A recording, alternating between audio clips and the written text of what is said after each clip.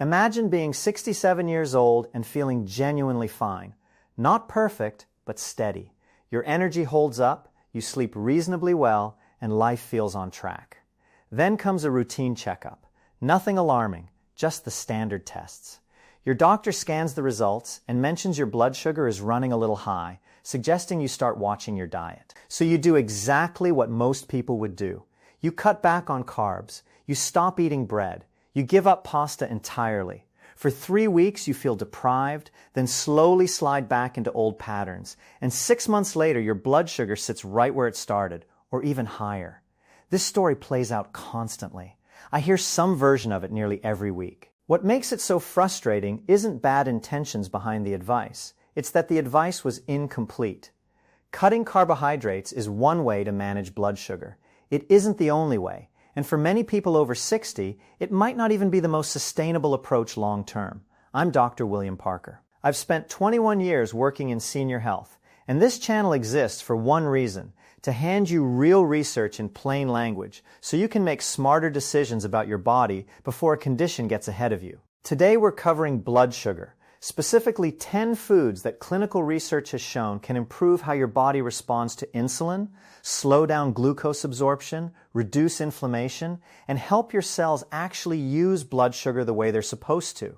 These aren't wellness trends dressed up with big promises.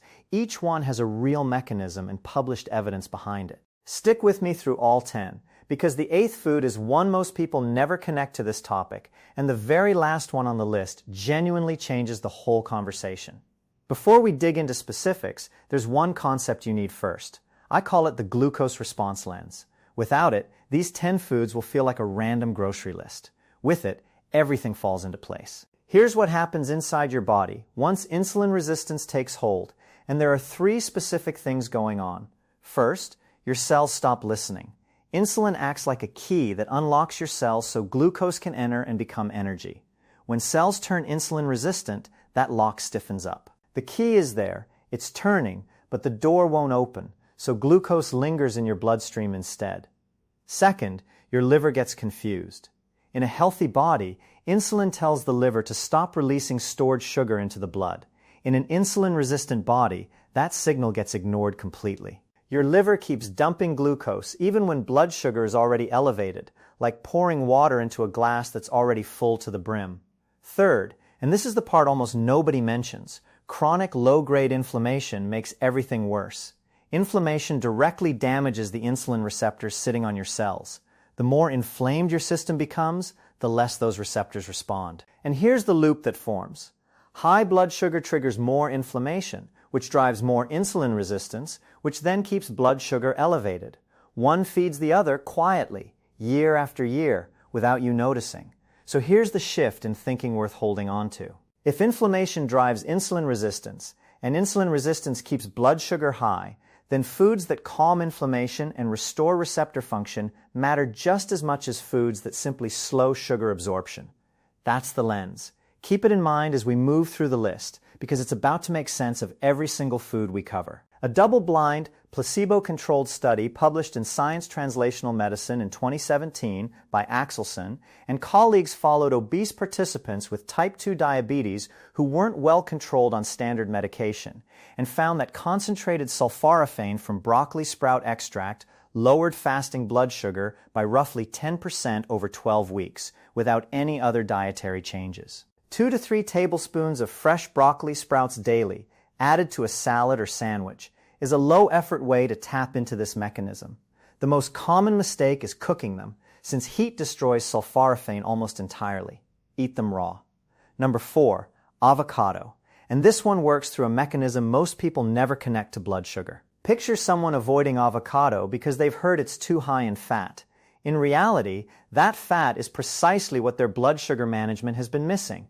The monounsaturated fat in avocado, mainly oleic acid, slows how quickly your stomach empties, meaning food leaves more gradually and glucose enters your bloodstream at a steadier pace. That prevents the sharp spikes after meals that exhaust your insulin response over time. Avocados are also rich in magnesium, and chronically low magnesium levels show up repeatedly in people with insulin resistance. A randomized controlled study published in the Journal of Nutrition in 2021 found adults who added half an avocado to their daily diet showed significantly reduced post-meal glucose response and improved insulin sensitivity markers compared to a control group over 12 weeks. Half an avocado daily, with eggs, in a salad, or simply with a little salt, matches that dose. The mistake most people make is treating avocado as an occasional treat rather than a daily habit. Number 5, chia seeds.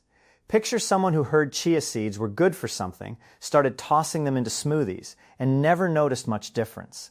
The issue isn't the food, it's how it's used.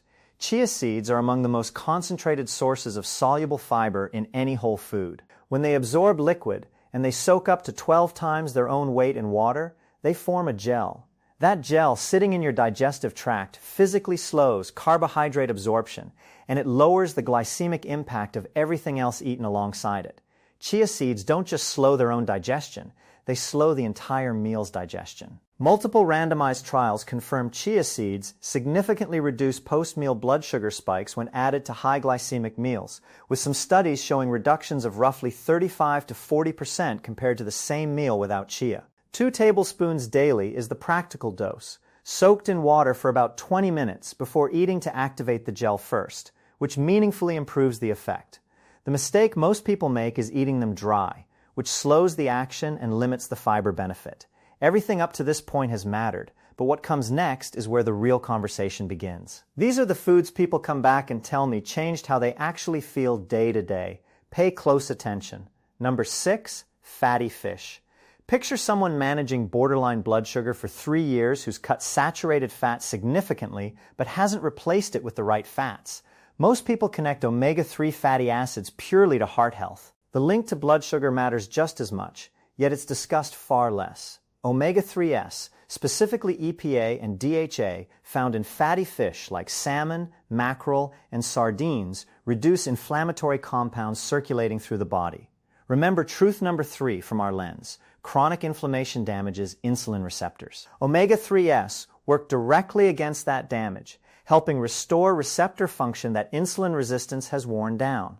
A systematic review published in Diabetes Care analyzed multiple controlled trials and found that regular omega-3 intake from fish sources significantly lowered inflammatory markers tied to insulin resistance. Within 2 to 3 weeks of eating fatty fish consistently, most people notice steadier energy after meals, with less of that harsh mid-afternoon crash. 2 to 3 servings a week of wild-caught salmon, mackerel, or sardines delivers a meaningful dose of EPA and DHA. The mistake most people make is relying entirely on fish oil capsules instead of eating the whole fish. The broader nutrient profile in whole foods appears to support the anti-inflammatory effect more completely than a supplement alone. Number 7, walnuts. Picture someone told to avoid nuts because of their calorie density. What often goes unmentioned is that walnuts have a metabolic profile that looks nothing like their calorie count suggests. Walnuts are the only common nut providing meaningful amounts of alpha-linolenic acid, the plant-based version of omega-3. They also contain polyphenols, antioxidant compounds that reduce oxidative stress in the pancreatic beta cells responsible for producing insulin. When those cells sit under constant oxidative stress, insulin output declines, and walnuts help protect that output. A prospective study from the Harvard School of Public Health, the Nurses' Health Study, followed nearly 138,000 women over 10 years and found that eating 2 or more servings of walnuts weekly was linked to a roughly 33% lower risk of developing type 2 diabetes compared to those who rarely ate them. That's an observational finding rather than a controlled trial, so it shows association, not direct cause, but paired with the biological mechanism. It's a compelling picture. 1 ounce, about 7 whole walnuts, is 1 serving. Eat them as a snack between meals or add to oatmeal or salad. The mistake most people make is buying flavored or honey-roasted versions, which add sugar and undercut the benefit. Plain, raw walnuts are what the evidence supports. Number 8, eggs, and this one genuinely surprises people. Picture someone avoiding eggs for 10 years over cholesterol concerns, potentially missing one of the most effective blood sugar stabilizing foods available at breakfast. This isn't medical advice, and if you have specific cholesterol concerns, discuss them with your physician since individual circumstances vary. But here's what the blood sugar research shows. Eggs rank among the most satiating foods available. Their protein and fat combination suppresses the post-meal hormonal signals that drive blood sugar and hunger spikes. They also contain choline, which supports liver function, and as covered earlier, the liver plays a direct role in blood sugar regulation. A randomized controlled trial published in the American Journal of Clinical Nutrition followed adults with type 2 diabetes over 12 weeks and found those who ate 2 eggs at breakfast showed significantly improved fasting blood sugar and greater insulin sensitivity by the end compared to those eating a high carbohydrate breakfast. 2 eggs, soft-boiled, poached, or scrambled without added sugar is the practical dose. The mistake most people make is pairing eggs with high glycemic sides like toast or juice, canceling much of the benefit eggs provide on their own. Number 9, apple cider vinegar. Picture someone dismissing it as just another wellness trend. They were right to question the extreme claims online, but wrong to dismiss the actual mechanism, which is well documented. The acetic acid in apple cider vinegar inhibits the enzyme that breaks starches into glucose. Slow that enzyme, and you slow glucose absorption. Acetic acid also appears to improve insulin signaling in muscle cells, supporting glucose uptake after meals. The evidence traces back to a 2004 study by Johnston and colleagues published in Diabetes Care, which found that taking 2 tablespoons of vinegar before a high-carbohydrate meal improved insulin sensitivity by 19 to 34% in insulin-resistant adults, a genuine result from a credible journal. The effect shows up strongest before the largest carbohydrate meal of the day. 2 teaspoons to 2 tablespoons, diluted in a full glass of water about 10 minutes before that meal, is the studied protocol. The mistake most people make is drinking it undiluted, which can damage tooth enamel and irritate the esophagus over time.